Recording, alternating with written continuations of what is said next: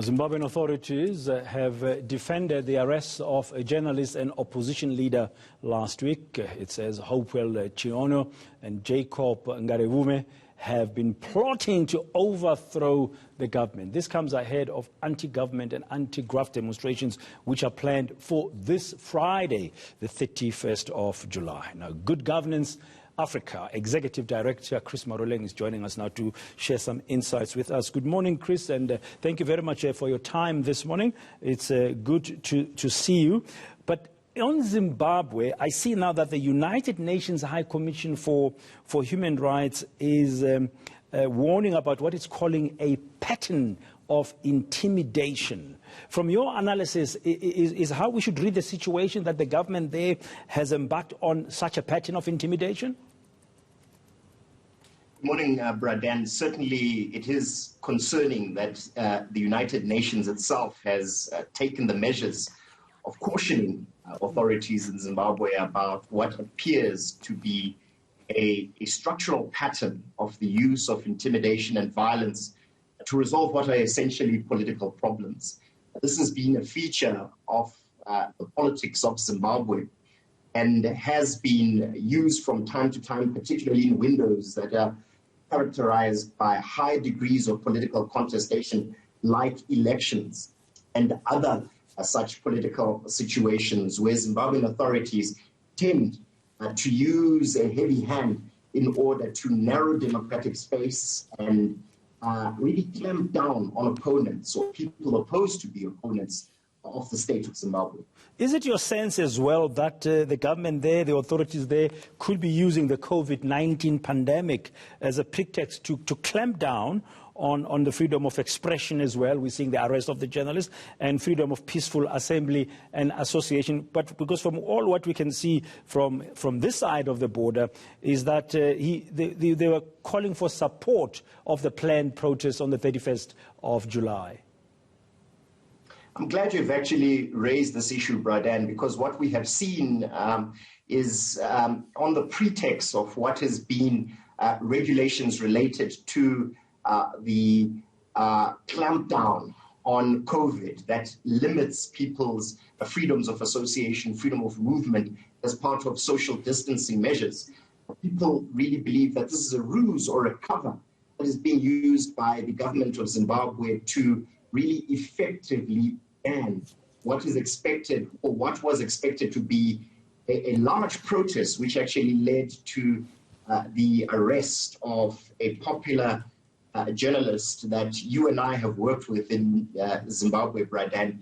And certainly we believe that this COVID regulations that has seen the institution of a dusk to dawn curfew is really being used as part of a way of effectively banning this upcoming protest action that is planned for the 31st of July, but really is used also as part of a broader measure to really limit people's freedoms in that country. And I think one of the things that the United Nations has been calling for has been for the government of Zimbabwe not to use the COVID crisis as an attempt to really clamp down on political opponents and limit democratic space in that country. Yeah, and I mean, we've seen, I think, was it in May, where there were 3 female opposition members, 3 activists as well, who were arrested, the government claiming that they had faked something and put them in jail. Now, Chris, finally, Friday is not far away. From what you can see from your insights about what's happening on the ground, do you think this planned protest come Friday will go ahead, or should we also anticipate more clamping down by government ahead of Friday? I think what we can see on the ground right now has been an increased presence of security details on the streets of most of the urban areas of Zimbabwe, giving us a clear indication that this is not just as part of, let's call it anti-COVID operations, that is to enforce social distancing in the country, but really is being used to effectively clamp down on what would have been protest action that has really been called on by political activists and certainly the political opposition in Zimbabwe or people to come and protest.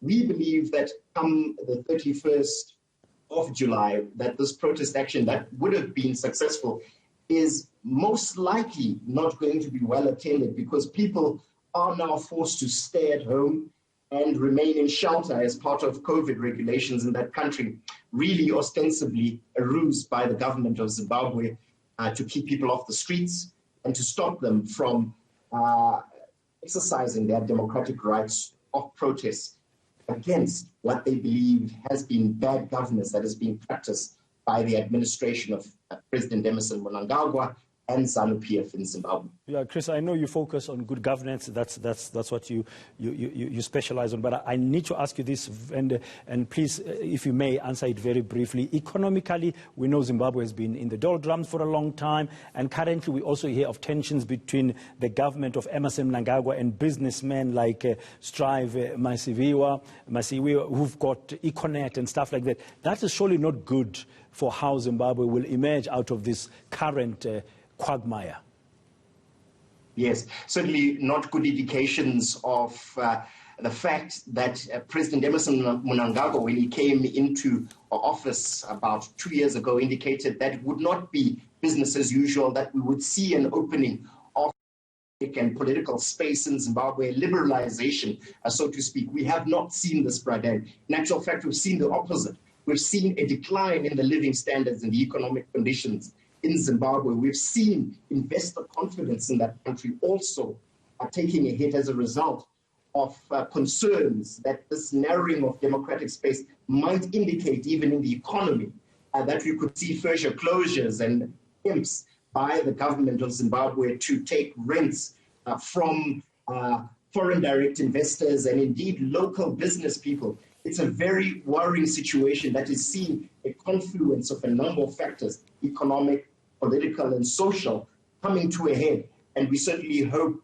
that the people of Zimbabwe can find effective governance once and for all in order to resolve these long-standing challenges that face Zimbabwe. Thank you very much. Chris Maroleng, Executive Director of Good Governance Africa. Still